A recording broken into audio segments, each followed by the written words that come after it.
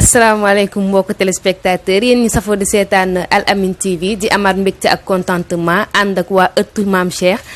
tey ñuy waajal seen ziar le 27 incha allah laataa ñuy àgg ci question yi rek ñu bàyyi leen kon ñu bëggal téléspectateurs yi tuuti. nahnu awlaadu tijaani minhu buwaatil maani nahnu awlaadu tijaani waaw minhu buwaatil maani Sëriñ Seex ne nahnu awlaadu tijaani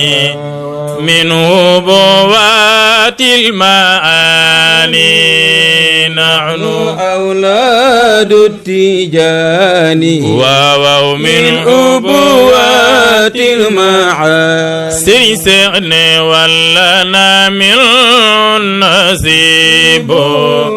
fawqa ghayaatil amaani nahnu awlaadu tijaani waaw min ubuwaatil maani اعتبازا بالمباني نحن أولاد تجاني من أبوات المعاني سري سعني خدانا فجابنا وهو معباس سماني بل عدينا فاعتدينا ما لو في فدع زاني نحن أولاد التجان من أبوات المعاني سري سغني ولنا من نصيب فوق غايات الأمان لخيتك كل من لا خاو يدري النور تداني طاعة في طاعة أو زولة ضد تواني نحن أولاد التجان مام سخنا من أبوات المعاني ولنا من النسي فوق غايات الأمان سري سغنا علي خري مع الأس حبي خامولي تاني في سبيل الله أتى قد ذو كل مكاني نحن أولاد التجان borom Gaynde Njaay من أبوات man bëgg naa la mambo lana min nasib فوق غايات الأماني macha allah li ngeen fi def am na solo trop neex na trop kon ñu ñëw ci question yi première question bi mooy date de création bu ëttu Maam Cheikh bi depuis quand ngeen ko créé. ëttu Maam Cheikh na ñu ngi ko créé le 19 avril 2016 lañ ko créé li taxoon ñu créé ko da di woon ay ndaw yoo xamante ni fépp fu ñu nekk rek dañuy rawale seen pas-pas ndax Serigne Cheikh dafa am lu mu wax mu ni ndaw tarixa bi ñi nekk seen idole mooy waa asxaabul kahfi mooy les gens de la grotte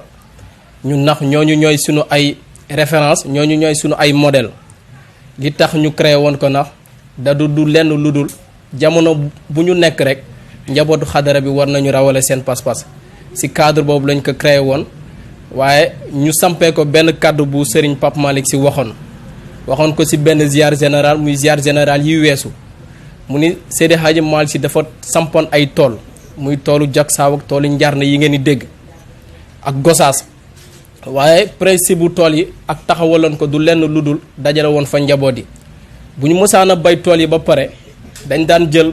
bay tool yi ba pare bu ñu xoolee tool yi li mu génn yëpp dañ ci daan fay ay bor ba lépp jeex sëñ Babacar Sy génne lim amoon ñu fayee ko ay bor benn bis sëñ Babacar Sy ñëw si góor gi ne ko waa mais bay moom boo koy def pour wut loo si am moo tax nga di ko def mu ni ko Babacar defuma tool yi pour wut li ma si am dama ko def pour njaboot yi di fi daje di xamante ma yëg si man ne tool yooyu mooy sunu réseaux sociaux yi ñu xamee mooy WhatsApp yeeg Facebook yeeg mooy wane ni njaboot fépp fu mu nekk rek war nañ yëg ni njabootu Seydi Hadji Malick Sy moo fa ne ndax ñoom la jamono yaakaar pour ñu mën a andiwaat valeur yi nga xamante ni moom la fi yonent bi sallallahu alayhi wa sallam bàyyi te Seydina Cheikh Ahmad Tidiane donn ko Seydi Hadji Malick Sy donn ko sëñ Babacar Sy donn ko valeur yooyu ak principe yooyu ñoom la ndawu tarixa bi nàmp si cadre boobu ndax la ñu créé groupe ëttu maam Cheikh di wane ni tool ya Seydi Hadji Malick Sy taxawaloon moom ndax la ñu taxawalaat xëy na peut-être méthode yi ñoo bokkul waaye benn méthode la mooy méthode bu démb ba rek moo ñëwaat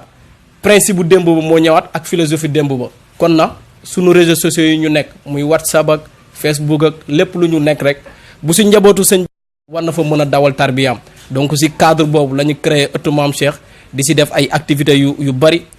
di def lu baree bari xam naa bu question yi ñëwaatee incha allah dinañ ci gën a dugg gën a xóotal ngeen baal ñu àq bu baax. mu mel ni kon bu ñu déggee kàddu yi depuis 2016 ngeen créé ëttu maam Cheikh léegi yéen ëttu maam Cheikh ndigal bi kan moo leen jox ndigal pour ngeen créé ko.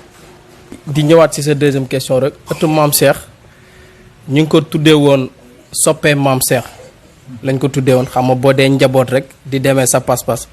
waaye dañu nekk ci xadara boo xamante ni lépp lu njaboot di def rek da nga koy def ci kaw wàllu kilifa ndax Serigne Abdou moo daan wax benn wax boo xamante ni lu njaboot yépp war a bàyyi xel la mu ni kër gi ñu nekk du lu la neex def déedéet da ngay ànd ak kiñ la booleel ngeen def liñ leen sant